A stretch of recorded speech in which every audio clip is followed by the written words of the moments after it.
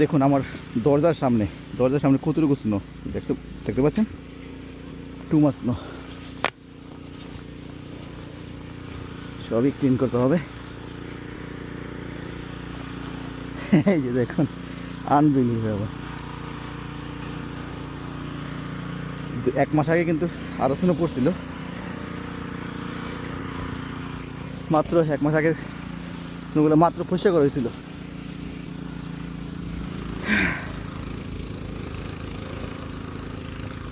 আবার স্নো পড়ার অবস্থা খারাপ, তো অনেকে ক্লিন করতেছে। এই দেখুন গাড়ির কি অবস্থা।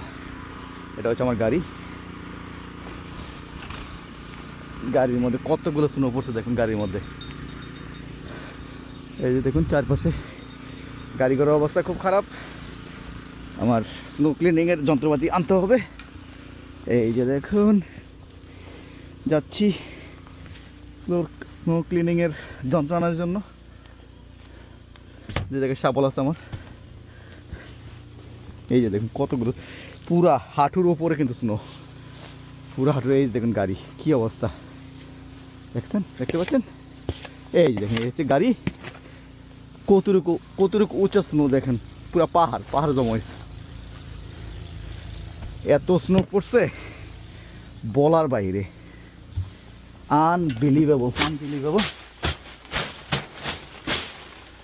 এই যে এটা হচ্ছে আমার স্নো ক্লিনিংয়ের যন্ত্র, অর্থাৎ শাবল দিয়েই ক্লিন করতে হবে।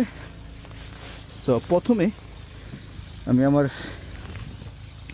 এই জায়গাটা ক্লিন করব, কারণ এটা হচ্ছে আমার গ্যারাজ দরজা মারা, নইলে দরজা নষ্ট হয়ে যাবে না করি। তো আমি এটা একটু খালি করে দিই।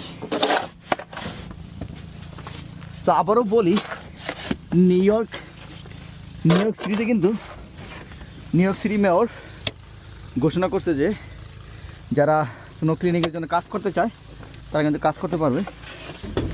শুধু 2টা আইডি নিয়ে যে কোনো স্যানিটেশনের জায়গায় গিয়ে রেজিস্ট্রেশন করলেই তারা কাজ করতে পারবে স্নো ক্লিনিংয়ের জন্য।